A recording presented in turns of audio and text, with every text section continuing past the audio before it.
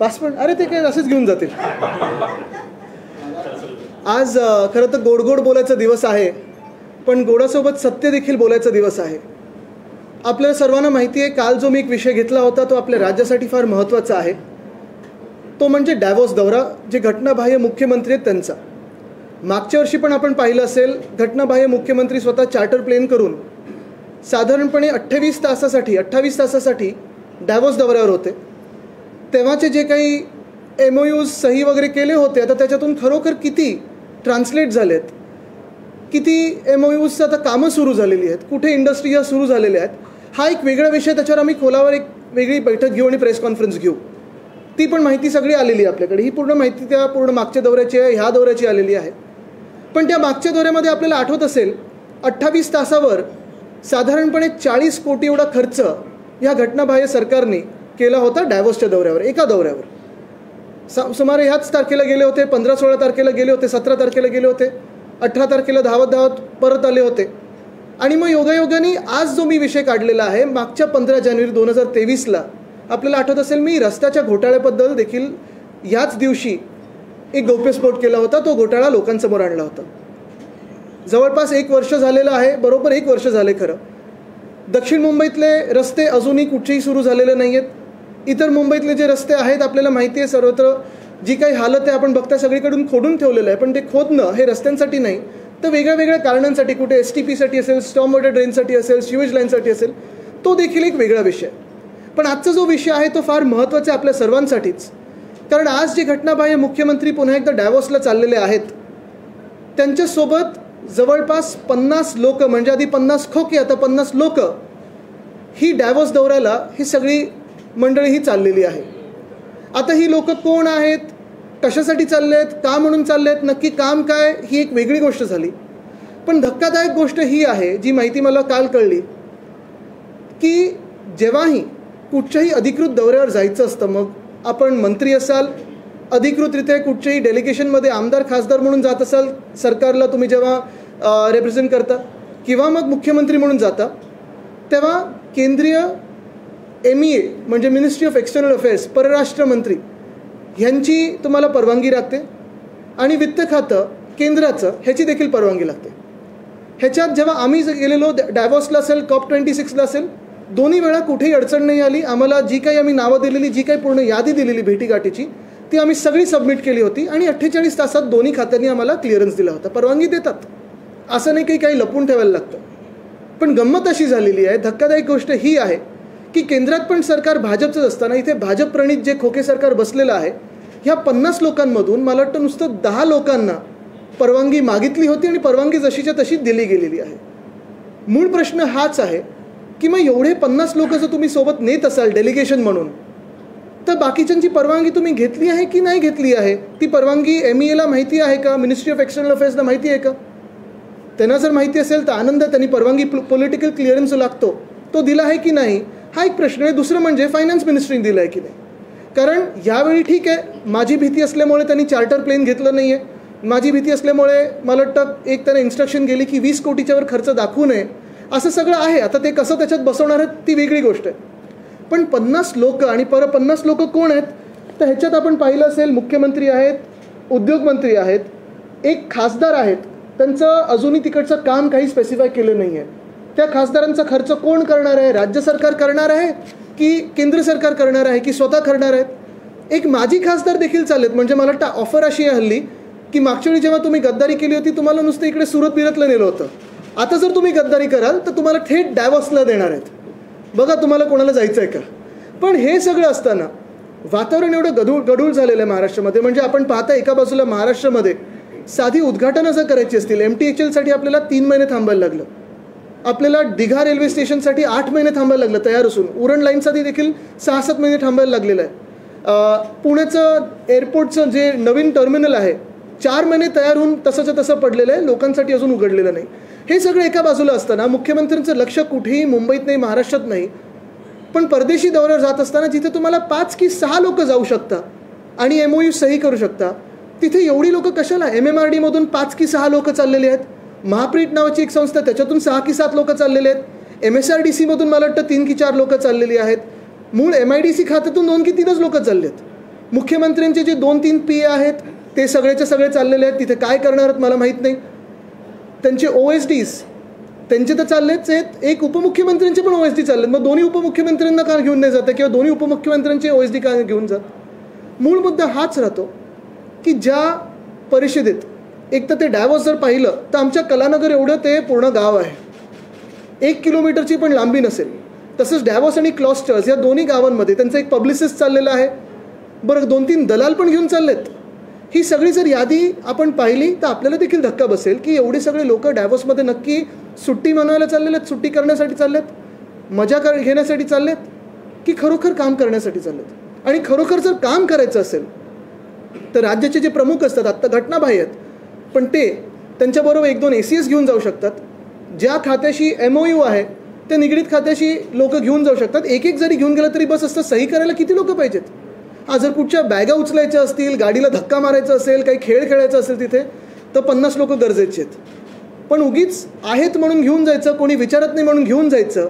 केंद्र सरकारचा पण काही अंकुश राहिला आहे की नाही मला माहिती नाही. पण खरं तर MEAने विचारलं पाहिजे. आणि मी आज MEAला सवाल करतोय की 50 लोकांचं डेलिगेशन, राष्ट्रीय डेलिगेशन पण 10 ते 12 लोकांपेक्षा जास्ती नसतं. पण हे डेलिगेशनमध्ये कोण आहेत पुन्हा एकदा विचारतो मी. बिझनेसमॅन कोण आहेत का तर नाही आहेत.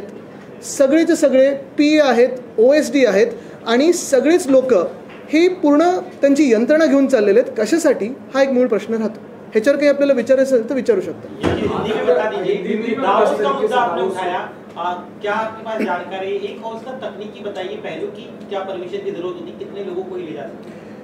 यही बात है जो पिछले साल हमने डावोस का मुद्दा उठाया था. तो आपको याद होगा कि जो हमारे रेजिम के, क्योंकि ये सरकार मैं मानता ही नहीं हूँ, ये सरकार इलीगल है, अनकॉन्स्टिट्यूशनल है, संविधान के खिलाफ बनाई हुई सरकार है. तो ये जो सरकार की जो गद्दार गैंग के लीडर है जो पिछले साल गए थे, लगभग 28 घंटों के लिए डावोस का दौरा करके आए थे. लेकिन उस 28 घंटों में 40 करोड़ का खर्चा उन्होंने किया है. दिखाया होगा 35 से 40 करोड़, मुझे पता नहीं अभी तक उन्होंने सैंक्शन किया है कि नहीं. लेकिन यही बात आती है कि इस साल का जो डावोस का दौरा है उस टूर पे या ट्रिप पे या छुट्टी पे वो जो लोग लेके जा रहे हैं 50 लोगों का डेलीगेशन लेके जा रहे हैं. हम महाराष्ट्र में सुनते आए थे 50 खोखे की बात. अभी 50 लोगों को लेके जा रहे हैं और क्यों लेके जा रहे हैं किसी को भी पता नहीं. लेकिन इन 50 लोगों में ना कोई बिजनेसमैन है, ना कोई ऐसा आदमी है या कोई ऐसी औरत है जो वहाँ जाके अपने महाराष्ट्र के लिए कुछ बात कर सके या काम कर सके. जो सारे के सारे लोग जा रहे हैं वो OSDs है, PAs है, पब्लिसिटी वाले हैं, MP है, ex-MP है. जो कोई बात MOU पे कर नहीं पाता है उसको लेके जा रहे हैं. काफ़ी सारे एजेंसीज को लेके जा रहे हैं. और ये खर्चा कैसे दिखाएंगे, क्यों दिखाएंगे. मूल बात यही है, अगर ये खर्चा खुद ने भी किया हो तो भी क्या ये MEA से परमिशन इनको मिली है. क्या MEA को पता है कि 50 लोगों का डेलीगेशन महाराष्ट्र से जा रहा है और सिर्फ 10 लोगों की परवानगी उन्होंने ली है. क्या MEA को पता है कि 10 लोगों की अगर सैंक्शन दी हो तो 40 अन्य लोग ऐसे ही जा रहे हैं. अगर आपने देखा होगा तो पूरा नेशनल डेलीगेशन भी इतना बड़ा नहीं होता है. यही बात रहती है. फिर इनको क्या ज़रूरत पड़ी कि 50 लोगों को साथ में लेके जाने की. आता विवेक जी आता हूँ मैं.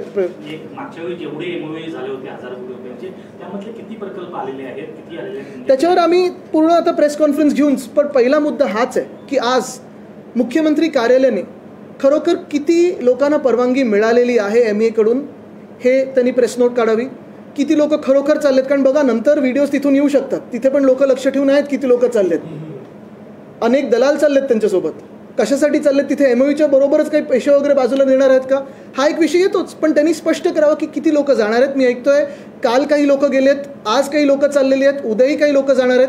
हे सगळं जे पूर्ण धुक्याचं वातावरण बनवून ठेवलेलं आहे ते स्पष्ट करावं.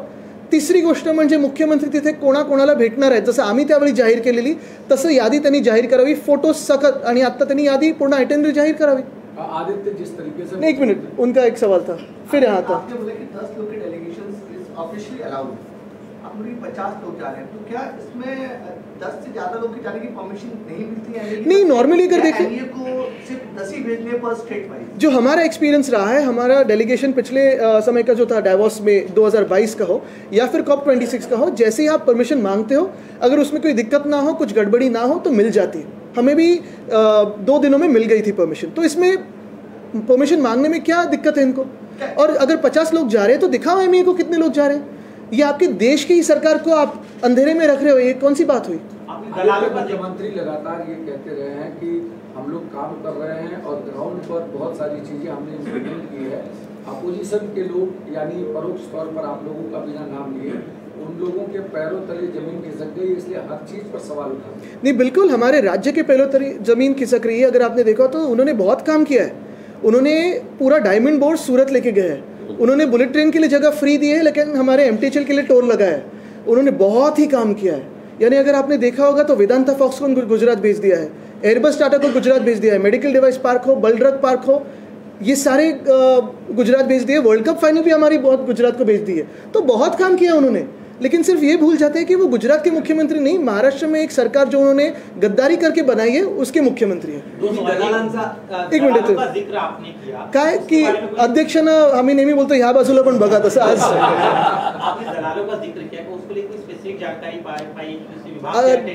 नहीं। आप देखिए ना, आप अगर आज जैसे पैप्स होते हैं एयरपोर्ट पे, तो आप देखिए कौन कौन किसका फोटो आप निकाल सकते हो वहाँ तो आएगा ही फोटो। 3-4 आहेत। आणि तुम्हाला हेच सांगतो मी, मुख्य गोष्ट हीच आहे, ते दलाल मित्र वगैरे ते सगळी कंपनी एक आहे। 50 लोकांचं ऑफिशियल डेलिगेशन आहे। माझ्या माहितीप्रमाणे खूप वेळा असं असतं की नवरा किंवा बायको स्पाऊस म्हणून कोणीतरी एक जाऊ शकतं अधिक, ते ठीक आहे, चला ते पण मी मान्य करतो। मुलांना पण घेऊन चाललेत म्हणजे तुम्ही 70 लोकांचं हे पूर्ण जे वराड निघालं लंडनला नाटक होतं ना, तसं वराड निघालंय डॅवॉसला, असं सगळं चाललंय।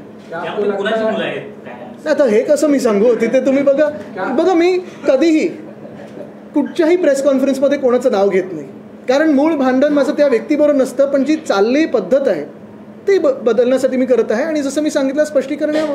क्या आपको लगता है कि जिस तरीके से दावोस में इतना बड़ा डेलीगेशन जा रहा है उससे इन्वेस्टमेंट कम होगा और जो राज्य का खर्च है वो बढ़ेगा? मुझे लगता है इस पे एक ही बात है, प्रिंसिपल की बात है। पहली बात तो जो आप लेके जा रहे हो जिन लोगों को, उनकी परमिशन पॉलिटिकल क्लियरेंस क्या MEA से आपने लिया है, क्या फाइनेंस मिनिस्ट्री से लिया है?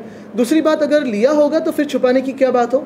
तीसरी बात, जो काम 7 या 10 लोग कर सकते हैं, चलो 15 लोग कर सकते हैं, वहाँ 50 लोग जाने की क्या जरूरत है, पूरी फैमिली जाने की क्या जरूरत है? यही बात रही। ते आतच आहेत काही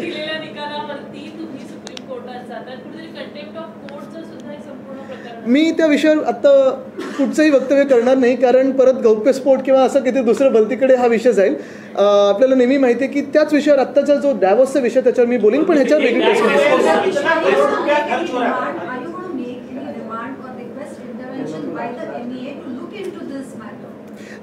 my personal experience has been with the MEA that while going to COP26 or while going to Davos in 2022, whatever permissions we had asked for, we got a political clearance from MEA and Finance Ministry in 48 hours flat. There was no problem, it was all smooth. The problem today is the government of Maharashtra, rather the illegal government of Maharashtra, the regime sitting here is taking almost a delegation of 50 people. 50 people are not business people.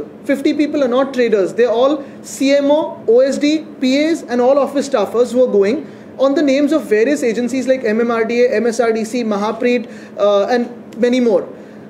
MIDC also. The problem is, I personally believe, and what I've heard from yesterday, is only 10 or 11 people have been asked for a clearance and have got the necessary clearance. The rest of the people are going as various agencies. Now finally, all of these agencies represent the government of Maharashtra and eventually the government of India. Is the MEA aware of all the 50 names plus wives and children that are going to Davos? Davos is really a small town. Is everyone going to stay in the same place? All publicists are going. I heard 3-4 reporters are going. Is everyone going to stay in Davos? Otherwise, it's almost a 2-hour journey from the closest other city. Why are we spending so much? 3, if some people are also spending from their own pockets on travel, the food, the stay, the movement around there is going to be paid for by the government of Maharashtra, which eventually means all of us as taxpayers. Why do you need 50 people when you can do the job of signing MOUs only with just the illegal CM and 6 or 7 other officers?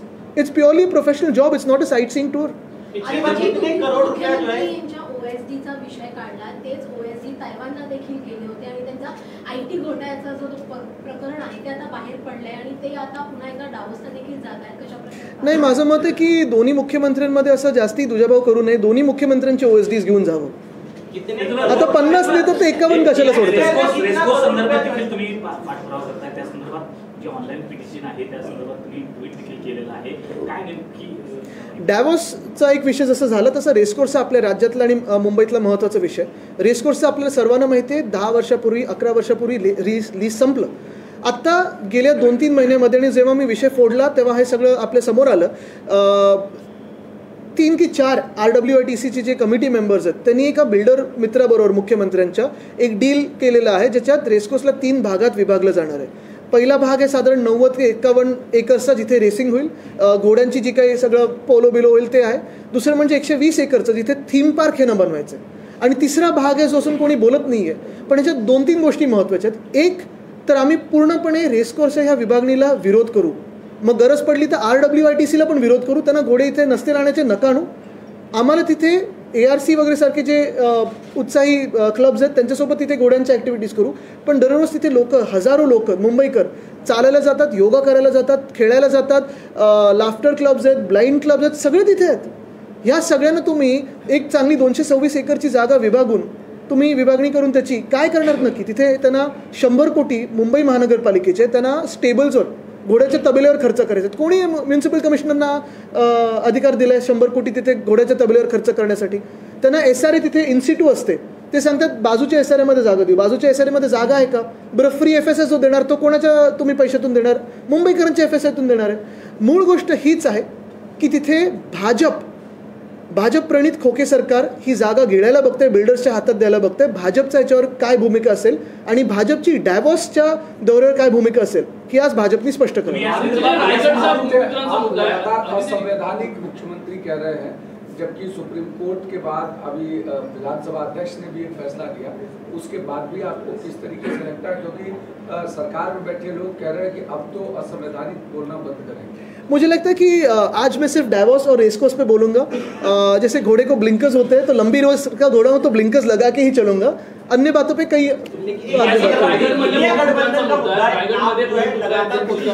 Mayawati को भी जो India गठबंधन में शामिल KIA जाए, लेकिन आज उन्होंने कहा वो डैवोस जा रहे हैं उनके साथ. तो उन्होंने कहा मैं अकेले लड़ूंगी. आपको लग रहा है कि अभी नहीं, मुझे लगता है आज सिर्फ डैवोस के लिए बात सीमित रखते हैं क्योंकि ये बहुत ही महत्वपूर्ण विषय है. हमें लगता होगा कि ये विषय हल्का हो, लेकिन क्या होता है कि जब हम एक डेलीगेशन करके जाते हैं, महाराष्ट्र को एक रिप्रेजेंट करते हैं या देश का प्रतिनिधित्व करते हैं, तो वहाँ के भी लोग वो भी एक रेपुटेशन बनाते रहते हैं कि ये कौन से लोग हैं, क्या करने आए हैं, कैसे उनका बर्ताव है.